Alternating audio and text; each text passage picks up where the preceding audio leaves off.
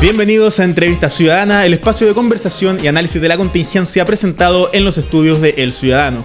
El día de hoy me acompaña el senador por el Frente Amplio, Juan Ignacio Latorre, con quien vamos a conversar sobre algunos de los temas que van a marcar la agenda política de la semana. ¿Cómo está, senador? Hola, Axel. Muy bien, mucho gusto. Gracias por el espacio y un gusto de conversar con El Ciudadano. Muchas gracias a usted por estar aquí. Hoy partamos por la reforma de pensiones, que este lunes lo más probable es que se apruebe en el Senado y que pase luego a su tercer trámite legislativo en la Cámara de Diputados. Así como está el proyecto, como va a llegar a la Cámara, ¿usted está satisfecho con el producto final, cómo quedó? Bueno, sí, estamos convocados el lunes a votar hasta total despacho y debiera aprobarse el proyecto. Yo creo que hay que hacer varias consideraciones, ¿no? Una es, primero, valorar la capacidad de la política de ponerse de acuerdo en una materia que es prioritaria para la ciudadanía y que estaba costando mucho sacar adelante. Llevábamos 2 intentos anteriores, más de 12 años de discusión pública, proyectos que no veían la luz, que se frustraban, y por tanto creo que era importante dar una señal en ese sentido. Valorar también algunas cosas, como por ejemplo el que por primera vez, después de 43 años de implementación de este sistema, creado en dictadura, impuesto a la fuerza en dictadura, los empleadores van a empezar a aportar, y ese aporte extra a los empleadores, 4 puntos, los va a administrar el Estado para crear un seguro social. O sea, primera vez en democracia, post dictadura, que estamos creando un seguro social administrado por el Estado, con el aporte de los empleadores, para pagar mejores pensiones a los actuales jubilados que tienen muy bajas tasas de reemplazo. También se aumenta la PGU, también se fortalece el IPS, que es el Instituto de Previsión Social, y hay alguna regulación a la industria que creo debilita a las AFP, si bien no las hace desaparecer, pero las debilita, como por ejemplo la licitación de stock y de afiliados, la creación de nuevos actores, entran nuevos actores como por ejemplo las cooperativas de ahorro y crédito, premios y castigo a las comisiones de las que se pagan a las AFP o a los administradores de fondos de pensiones según si rentaron positivamente o perdieron, hubo pérdidas. Siempre los trabajadores dicen, bueno, ellos lo hicieron mal, yo perdí en mi fondo de pensiones y yo tengo que pagar la misma comisión. Entonces acá hay una estructura de premios y castigos y van a quedar pendientes otras materias. A propósito de la conformidad, es decir, yo digo, voto a favor de esto porque considero que es un avance, porque considero que es importante llegar a acuerdos en esta materia, pero quedan materias pendientes. La creación de un inversor público, que existe una alternativa pública donde la gente elija, la división de la industria, son temas que hoy día la derecha no aceptó en la negociación, pero van a quedar como desafíos del progresismo, por decirlo así, para adelante, en una materia que es tan sensible para la ciudadanía. Llama la atención ese detalle que menciona usted respecto a algunos temas como la separación de la industria o la incorporación de un inversor estatal que sí se habían aprobado en la Cámara de Diputados y que sin embargo se caen en el Senado. ¿Por qué cree usted que sucede esta diferencia? Que finalmente la derecha lo vota a favor en el primer trámite, pero después en el segundo trámite no. Sí, no lo aceptaron. Y en esto hay que entender que el gobierno está llevó adelante una negociación en minoría parlamentaria en el Senado, y después de haber fracasado también en 2 procesos constituyentes donde la materia de pensión y de seguridad social fue un elemento importante. Yo creo que la derecha en esto se jugó por la defensa, ¿no?, de los intereses de la industria. La Asociación de FP hizo una campaña muy brutal, muy millonaria, ¿no?, para defender su negocio y para debilitar o no oponerse a la reforma de pensiones o que no prosperara, y la derecha aceptó parcialmente algunas cosas que tocan el negocio y los intereses de las AFP, pero no quisieron la separación de la industria y que entrara una alternativa estatal. Yo creo que le tuvieron miedo a que la gente se cambiara masivamente a una alternativa pública, como por ejemplo existe en salud, donde tenemos hoy día el 82% de la población en FONASA, y una migración masiva desde las ISAPRES. Eso en esta pasada no lo permitió la derecha.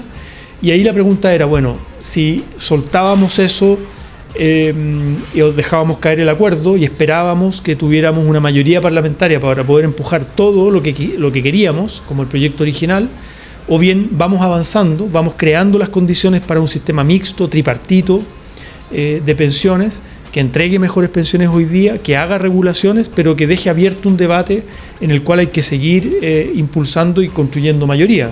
Estos cambios tan estructurales frente a un adversario tan poderoso como son las AFP requieren mayoría social y política detrás. De lo contrario es puro voluntarismo, que uno puede decir, bueno, yo presento la indicación pero se cae todo el acuerdo y finalmente la gente no tiene ninguna respuesta. Hablemos del poder que tuvieron las AFP en esta reforma. ¿Cuánto cree usted que influyeron en el resultado final del proyecto de ley? Hicieron una campaña muy brutal, gastaron 11.000 millones de pesos en publicidad durante el año 2024.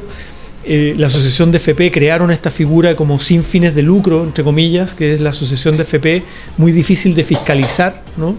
Y con una campaña ideológica, ¿no? De oponerse a cualquier reforma, a cualquier cambio, a transitar un sistema mixto, a la creación de un seguro social, todo este discurso de con tu plata no, la plata es tuya, una visión ideológica, individualista del sistema de pensiones, donde cada cual se rasca con sus propias uñas según lo que logró acumular en sus cuentas individuales. Y hay un dato: el 2024, la mitad de las mujeres que jubilaron el año 2024 tiene una pensión autofinanciada, quiere decir, lo que lograron acumular en su cuenta individual de 46 lucas, 46.000 pesos, la mitad de las mujeres, y la mitad de los hombres 150.000 pesos. O sea, ambas pensiones autofinanciadas, lo que lograron acumular en sus cuentas individuales muy bajo.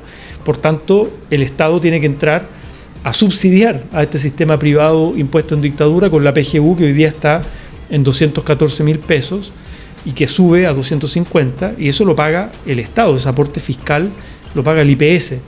Y además el seguro social que creamos con el aporte del empleador, que va a mejorar en el caso de las mujeres, por ejemplo, profesoras jubiladas que cotizaron durante más de 30 años, van a recibir cerca de 150.000 pesos extras todos los meses en su pensión, vía el seguro social, que son 2,5 UF por los años cotizados, por 25 años cotizados, más el bono tabla que compensa las desigualdades por expectativa de vida entre hombres y mujeres. Por tanto, las AFP se han dedicado solo a boicotear cualquier cambio, defendiendo su negocio y defendiendo una visión ideológica que solo les conviene a ellos, pero que las pensiones que le entregan en realidad a la mayoría de la gente son pensiones de miseria. Senador, la bancada de diputados del Frente Amplio había anunciado la semana pasada que van a intentar reponer ciertos artículos en el proyecto de ley, como por ejemplo la separación de la industria. Sin embargo, a los pocos días echaron pie atrás y dijeron que finalmente iban a apoyar el proyecto tal y como llegue del Senado. ¿Usted cree que es la decisión correcta no avanzar modificaciones a la reforma en la Cámara de Diputados? Sí, fue un dilema que tuvimos y lo conversamos bastante. Finalmente la decisión política del Frente Amplio fue respaldar la reforma y la negociación que llevó adelante la ministra Jara de Trabajo y el ministro Marcel y el gobierno, el presidente Boric en definitiva, con la oposición, con la derecha en minoría. Y entendemos, el acuerdo al que llegamos con el gobierno es que una vez aprobada la reforma vamos a impulsar otros proyectos específicos y que tendrán que tramitarse en el Congreso, y la gente tendrá que tomar postura de cara a la ciudadanía respecto a la separación de la industria y la creación de un inversor público. O sea, serán materias que vamos a seguir empujando, pero lo que no queríamos hacer es que por ese punto, en donde no teníamos acuerdo con la derecha hoy, pudiéramos retrasar la tramitación de todo el proyecto, que involucra otras materias, como decía anteriormente, los beneficios a 2.800.000 personas, por este chantaje que nos hizo la derecha. Es decir, como que la derecha puso a la gente como escudo de los intereses de las AFP, porque nos decía, bueno, si ustedes meten una indicación de ese tipo ahora, primero no se va a aprobar, pero se puede caer todo lo otro. Por tanto, todos los beneficios a 2.800.000 personas. Entonces lo que dijimos es que esto no lo dilatemos más, no lo retrasemos, no lo llevemos a marzo, a una eventual mixta, porque además en marzo empieza como la recta final de las campañas electorales del 2025, presidencial y parlamentaria. Y el ambiente se puede ir polarizando y por tanto el acuerdo se termina de caer sin ningún beneficio para la gente. Senador, usted hablaba de esta propuesta de introducir un inversor público en el sistema de pensiones. La ministra Jara se había comprometido a que el gobierno más adelante efectivamente iba a impulsar un proyecto para crear un inversor público. Sin embargo, ayer en Mesa Central de Canal 13, el senador Felipe Kast dijo que él había hablado personalmente con el ministro Marcel y que el ministro Marcel le dijo que el gobierno no iba a impulsar ningún proyecto de estas características. ¿Usted ha hablado con el gobierno respecto a esto?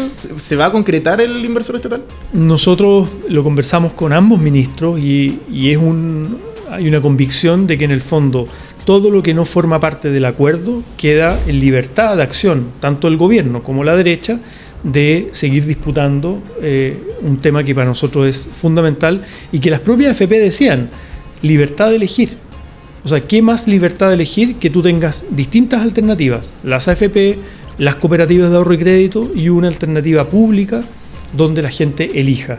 Hoy día el IPS entra como administrador de cuentas, pero la gente no puede elegir al IPS porque es el inversor privado que subcontrata al administrador de cuentas. Sí va a jugar un rol más importante el IPS, el Instituto de Previsión Social, como soporte del Fondo de Seguridad Social que va a administrar el Estado.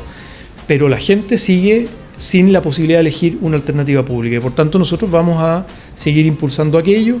¿Pero el gobierno lo va a patrocinar? ¿Está ese compromiso? Es que es una materia exclusiva, de iniciativa exclusiva del presidente de la República, y es algo que hemos conversado con el gobierno para impulsarlo. La fecha no le puedo decir cuándo, puede ser marzo, puede ser abril, pero lo importante es que sea dentro del 2025 y yo creo que una cosa es los negociadores de las comisiones de Trabajo y Hacienda, Felipe Cast, Coloma, Galilea, pero llevado el proyecto a sala, ese proyecto de inversor público y de alternativa pública y de más libertad de elegir, me parece que tendría apoyo también de gente de la derecha, es decir, ahí donde se les desordena a ellos el mapa. Entonces creo, porque es muy de sentido común, creo que tiene apoyo ciudadano también, el que la gente tenga más libertad de elegir y exista una alternativa pública. Por tanto, lo vamos a seguir impulsando y es parte de una agenda de lo que significa las fuerzas progresistas, que insisto, tenemos que seguir acumulando mayorías sociales y políticas para superar el modelo de las AFP, que en esta reforma yo creo que quedan debilitadas con las regulaciones que se hacen, pero no se superan. Perfecto. Senador, ¿usted cree que finalmente esta reforma de pensiones va a ser vista como un legado del presidente Boric o puede pasar lo que pasó con la ley corta de ISAPRES, que al principio se celebraba que había habido un gran acuerdo, pero que finalmente cuando se empezaron a ver las aplicaciones prácticas del proyecto terminaron desentendiéndose más o menos de lo que había sucedido? Creo que son cosas distintas. A mí me tocó estar mucho en la tramitación de la ley corta de ISAPRES en la Comisión de Salud, no en la mixta final, pero sí en la Comisión de Salud en el Senado. Y, por ejemplo, nosotros nos opusimos como desde el oficialismo a la mutualización, que la derecha quería el perdonazo, el gran perdonazo de disminuir la deuda en cerca de 700, 800 millones de dólares. Porque la ley corta, recordemos, era la implementación de un fallo de la Corte Suprema por los abusos de la ISAPRES. No es la reforma al sistema de salud. Era simplemente una ley para cumplir el fallo de la Corte Suprema y para que no quebrara todo el sistema de salud y eso arrastrara al sistema público. La reforma de salud está pendiente. Acá estamos haciendo una reforma al sistema de pensiones y a la seguridad social que sí creo va a ser visto como un legado y como el inicio de una transición a un sistema mixto, tripartito, de seguridad social que en el futuro se podrá seguir reforzando. El seguro social, los beneficios, la PGU, el IPS y la alternativa pública. Creo que es como la primera puerta, se abre una puerta, digamos, a algo que era tan difícil, que es tocar el entramado que tienen las AFP, este oligopolio que tienen, y esta visión solo individualista de la capitalización individual. Entonces yo creo que va a ser uno de los legados positivos del gobierno del presidente Boric. Pasemos a otro tema, senador, porque donde sí hubo una aprobación amplia, un amplio consenso fue en el pago de la deuda histórica de los profesores. Se aprobó por unanimidad en el Senado, sin ningún voto en contra, con la única abstención de la senadora republicana Carmen Gloria Aravena, tengo entendido. Y llama la atención porque la deuda histórica es un problema que se viene arrastrando hace décadas y que ningún gobierno había sido capaz de darle solución. Entonces, a su juicio, ¿qué hizo distinto este gobierno que no hicieron los gobiernos anteriores que sí logró darle cauce a esta problemática? Sí, me parece que hubo voluntad política, hubo diálogo social también con el colegio de profesores, con las bases, hubo consultas a las bases, es decir, se fue generando un diálogo con propuestas concretas sobre la mesa de montos, pero que fue contrastado con las bases de los mismos colegios de profesores y también un trabajo de pesquisa de llegar a las miles de personas que serían beneficiarias, ¿no? Que son personas mayores, ya jubiladas, que tienen sus familias, que siguen participando algunas de agrupaciones de profesores jubilados por la deuda histórica, etc. Entonces creo que hubo ese elemento, ¿no? No fue solamente un proyecto que se puso a discutir en el Parlamento para ver si se aprueba o se rechaza, que era primer gobierno que pone una propuesta concreta, sino que esa propuesta fue trabajada previamente con diálogo social con el colegio de profes y con los mismos beneficiarios. Y si bien el monto, uno quisiera un monto mucho mayor, son 4,5 millones de pesos en 2 cuotas a pagar en tramos, con un calendario, ¿no?, de las personas mayores primero y va bajando en edad hasta cumplir el calendario completo. pero es lo que responsablemente en términos fiscales se podía poner sobre la mesa. Insisto, tuvo un gran apoyo mayoritario de las bases del Colegio de Profesores y luego un respaldo transversal en el Parlamento, salvo Partido Republicano y entiendo en la Cámara de Diputados también Kaiser y otros diputados de la extrema derecha que rechazaron esto. Que recordemos, una deuda histórica generada en dictadura, con el proceso de municipalización forzoso que se hizo en los años 80, entre el 80 y el 87, al no reconocer el cambio empleador, ¿no?, a los municipios, y por tanto hay una deuda salarial que se fue acumulando en el tiempo y donde además muchos profesores y profesoras ya fallecieron y quedaron esperando una compensación o una reparación del Estado. ¿Y qué peso jugó ahí en esa discusión, en esa negociación el ministro Cataldo o el propio presidente Boric? ¿Qué rol le caben a estas figuras, cree usted? Yo creo que voluntad política, liderazgo, articulación, diálogo con el mundo social y diálogo con la oposición también para ir sacando adelante esta propuesta. Y como decíamos, primer gobierno, porque claro, siempre en los gobiernos anteriores venía la protesta del mundo de los profesores, venían fallos incluso a nivel de la Corte Interamericana de Derechos Humanos, comisiones investigadoras en la Cámara de Diputados y Diputadas, pero no había ninguna propuesta sobre la mesa y todos decían que bueno, era imposible pagar la deuda histórica porque es mucha plata, si uno pagaba tal cual el monto, no había plata para aquello. Pero se quedaban en eso, en vez de buscar una figura que conversando con la gente decía, mira, los mismos profesores, a propósito de pensiones, yo en todos los encuentros sociales que tengo por pensiones en la región de Valparaíso, siempre hay algún profesor o profesora jubilada que dice, yo coticé 30 años y tengo una tasa de reemplazo del 20, 25% o 30%. O sea, bajó mucho su salario final respecto a la pensión. Por tanto, siempre decían, nosotros lo que buscamos es una compensación, una reparación, no el pago completo, que sabemos que es inviable, pero sí una compensación que mejore nuestra situación actual, que haga justicia, que avance también simbólicamente y materialmente y que en un contexto de pensiones de miseria es una ayuda. Además de reformar las pensiones, el sistema de pensiones para que aumente y mejore la tasa de reemplazo. Por eso yo ponía el ejemplo, hoy día los principales beneficiados de la reforma de pensiones que se va a aprobar van a ser justamente trabajadores como los profesores y profesores que cotizaron mucho tiempo y van a recibir más beneficios del Seguro Social, no de las AFP, del Seguro Social. Senador, ¿y qué pasa con la ley de incendios? Lleva más de un año en el Congreso, estamos ya entrando, o sea, ya estamos dentro de la temporada de incendios forestales. ¿Cuáles son los nudos que mantienen atada la discusión todavía? Sí, yo lamento que no hayamos sacado esta ley antes para esta temporada de incendio. Sí se fortaleció en esta temporada la capacidad de CONAF con presupuesto. Hay una mayor fortaleza pública, digamos, de los distintos organismos para prevenir los incendios y poder atacar y perseguir a los responsables cuando son creados por intencionalidad humana, digamos, ¿no? Pero la ley de incendio ha costado mucho sacarla. Me ha tocado entrar en esta etapa final de votaciones particular, de indicaciones en la Comisión de Agricultura. Estoy votando la ley de incendio y ya quedan las últimas sesiones, que lo vamos a terminar de despachar de la Comisión de Agricultura esta semana, la última de enero, pero la ley tiene que votarse en sala y después ir a tercer trámite, o sea, va a salir en marzo, ¿no?, ya para la nueva temporada de incendio.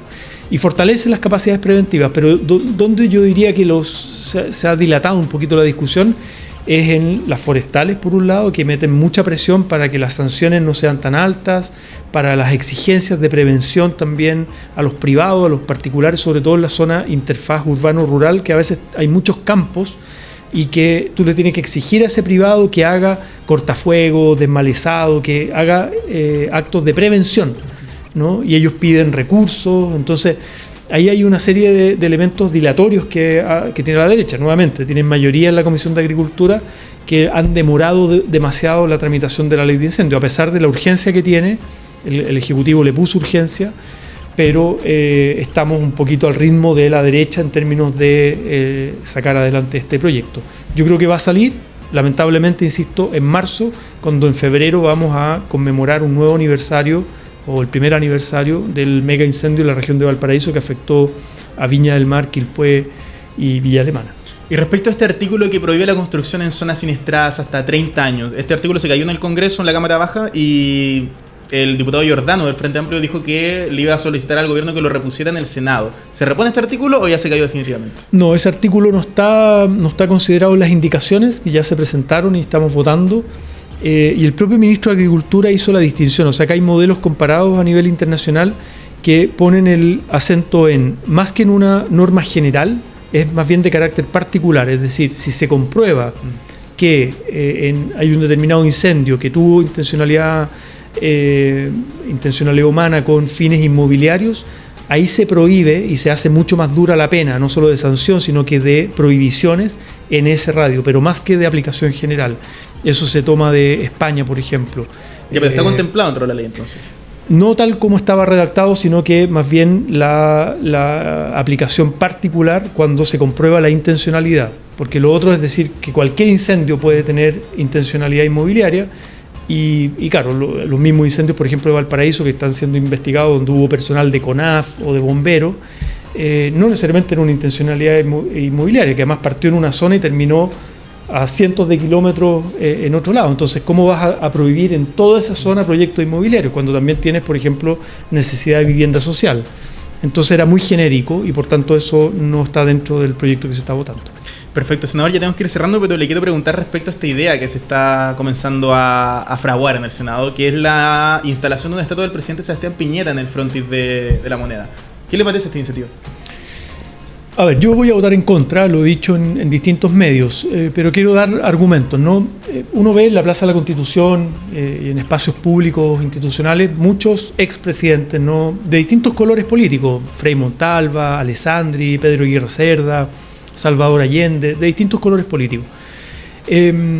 Esos monumentos normalmente se construyen con cierta perspectiva histórica, habiendo pasado más tiempo, ¿no?, y donde se hace una revisión del legado, por decirlo así, político de esos periodos presidenciales. Cuando tenemos hoy día revelaciones recientes, ¿no?, de medios de comunicación y procesos abiertos, por ejemplo, en la corrupción de alto nivel donde está involucrado Hermosilla, con una jueza, la jueza Sabaj, Chadwick, que era ministro del Interior de confianza y de brazo derecho de Piñera, por ejemplo, para defender los intereses y los negocios de Piñera en el caso Dominga, y esa investigación está abierta, ha pasado tan poco tiempo, ¿no? O, por ejemplo, las causas abiertas en materia de responsabilidades del alto mando, de carabineros, de las policías, las violaciones a los derechos humanos. Y uno dice, las policías no se mandaban solas. Había un Ministerio del Interior y había un presidente de la República que mandó a reprimir con mucha fuerza en el estallido social, causando masivas violaciones a los derechos humanos. Esas causas están abiertas. Uno dice, no es prudente, en mi opinión, estar levantando monumentos. Políticamente yo voy a votar en contra.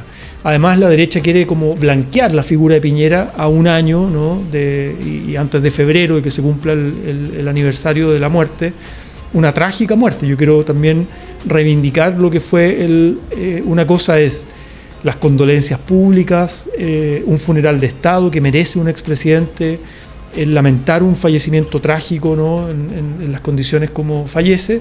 Eso es una cosa. Y otra cosa es andar levantando monumentos, insisto, con estas causas abiertas y habiendo pasado tan poco tiempo. Creo que se necesita más perspectiva histórica y más análisis institucional de lo que fue el gobierno de Piñera. ¿Comparte entonces lo que dijo la presidenta del Partido Socialista, Paulina Bodanovich, acerca de que Piñera no tiene la calidad moral de otros presidentes para tener una estatua? Mire, yo soy un dirigente político, soy un senador y me toca actuar políticamente en el Senado y votar un proyecto de este tipo en el Congreso. Yo voy a votar en contra y voy a dar argumentos políticos. No quiero entrar en juicios morales de la persona de Piñera. Tengo muchos reparos a cómo, por ejemplo, él no separaba los conflictos de interés de negocio y política y bueno, y todo lo que hemos hablado de derechos humanos, etcétera. Pero no quiero entrar en juicios más bien morales, sino que argumentos políticos y creo que dado esos argumentos, esa es mi convicción y por eso voy a votar en contra. Senador Juan Ignacio Latorre, muchas gracias por estar con nosotros el día de hoy en Entrevista Ciudadana. Muchas gracias al ciudadano nuevamente por el espacio. Y a nuestros auditores les recordamos que pueden permanecer atentos a la contingencia nacional e internacional en www.elciudadano.com.